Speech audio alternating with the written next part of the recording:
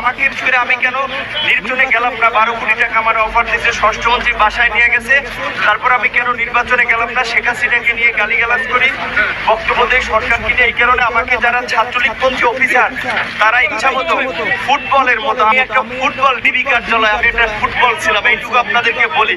এখন যদি আমার গোস্ত শরীর নিজে তাক এখনো এই শুকায় নাই, এই এখনো শুকায় নাই। আপনারা একটু তো বলেন, অন্তত রিমান্ডে যে কারেন্টের শক দেয় এবং সিনিয়র জুনিয়র নাই, চট থাপ্পড় গরুর মতো হাত পাও মাইন্ডটা পিটাইতেছে, বারবার রিমান্ডে নিলে আরো টর্চার করবে। আপনারা আইনগতভাবে বলেন, রিমান্ডে নিলে যে রিমান্ডের যে নির্দেশনা, একজন ম্যাজিস্ট্রেট রিমান্ডে একজন ম্যাজিস্ট্রেট যে উপস্থিত থাকা অবস্থায় যে কথা বলবে সেইভাবে ব্যবস্থা করছে, টর্চার করে সবাইকে ব্যাপক মাত্রায়, যেন রাজনীতি না করে। অনেকের কাছে